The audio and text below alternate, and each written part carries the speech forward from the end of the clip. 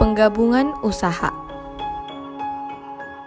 disusun oleh Nadira Ramawati Suselo, Kezia Saraimbang, Tamara Cheryl Tampu-Bolon, Marcelino Gombo, dan Medlin Ivana A. Paraibabo. Penggabungan usaha. Penggabungan usaha adalah penyatuan entitas-entitas usaha. Penggabungan entitas usaha yang terpisah adalah suatu alternatif perluasan secara internal melalui akuisisi atau pengembangan kekayaan perusahaan secara bertahap dan seringkali memberikan manfaat bagi semua entitas yang bersatu dan memilikinya. Bentuk penggabungan usaha. Yang pertama, merger, yang kedua konsolidasi, dan yang terakhir akuisisi. Klasifikasi akuisisi. Merger atau konsolidasi, istilah merger sering digunakan untuk menunjukkan penggabungan dua perusahaan atau lebih, dan kemudian tinggal nama salah satu perusahaan yang bergabung, sedangkan konsolidasi menunjukkan penggabungan dari dua perusahaan atau lebih, dan dari perusahaan-perusahaan yang bergabung tersebut hilang, kemudian muncul nama baru dari perusahaan gabungan. Saham. Cara kedua untuk mengambil alih perusahaan lain adalah membeli saham perusahaan tersebut. Faktor-faktor yang perlu dipertimbangkan untuk memilih antara akuisisi saham atau merger. Dalam akuisisi saham, tidak diperlukan rupa umum pemegang saham atau RUPS dan pemungutan suara. Dalam akuisisi saham, perusahaan yang akan mengakuisisi dalam berhubungan langsung dengan pemegang saham target lewat tender offer. Akuisisi saham seringkali dilakukan secara tidak bersahabat untuk menghindari manajemen perusahaan target yang seringkali menolak akuisisi tersebut. Masalah yang timbul dalam penggabungan usaha.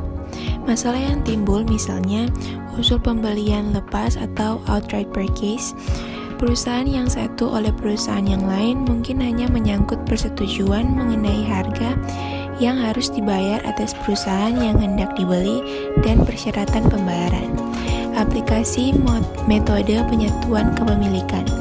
Penggabungan usaha yang memenuhi kondisi penyatuan kepemilikan harus dipertanggungjawabkan sebagai penyatuan atau pooling akuntansi, karenanya dipengaruhi oleh bentuk penggabungan usaha. Pada kasus merger atau konsolidasi, hanya ada satu entitas yang tetap beroperasi yang catatan harus merger atau konsolidasi. Investasi dalam saham, akuntansi, dan pelaporan investor. Equity method. Yang pertama, investasi dicatat sebagai biaya perolehan dan disesuaikan dengan keuntungan, kerugian, dan dividen. Yang kedua, investor akan mencatat laba dari perusahaan investasi. Bila perusahaan investasi memperoleh laba dan akun investasi akan bertambah. Yang ketiga, investor akan mencatat kerugian dari perusahaan investasi. Bila perusahaan investasi menderita kerugian dan ini akan Cost method. 1. Investasi dalam saham biasa dicatat sebesar biaya yang dikeluarkan. 2. Dividen dari laba berikutnya dilaporkan sebagai pendapat dividen kecuali dividen yang diterima melebihi bagian laba investor setelah saham diperoleh, dianggap sebagai pengembalian modal atau likuiditas dividen, dan dicatat sebagai pengurang terhadap akun investasi. Yang ketiga, metode harga pokok didasarkan pada teori bahwa akuntansi untuk suatu investasi pada perusahaan anak harus sama dengan akuntansi untuk investasi jangka panjang dalam surat berharga. Hal-hal yang berhubungan dengan cost method. Pendapatan yang diakui adalah dividen yang diterima dari perusahaan anak. Sedangkan pada equity method, pendapatan diakui adalah bagian laba dari perusahaan anak dan dividen yang diterima akan mengurangi investasi dalam perusahaan anak. Penyusunan neraca konsolidasi baik berdasarkan equity method ataupun cost method akan menghasilkan neraca konsolidasi yang sama.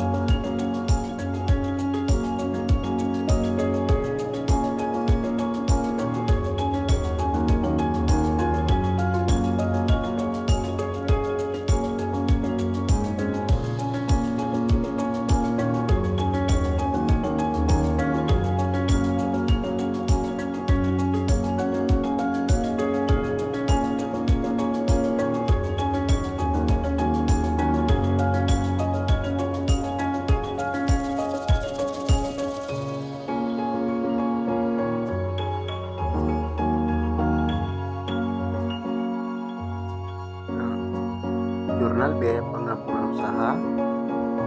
Debitnya adalah investasi pada PT Dana sebesar 100 juta dan agio saham sebesar 40 juta, sedangkan kreditnya adalah kas sebesar 140 juta rupiah.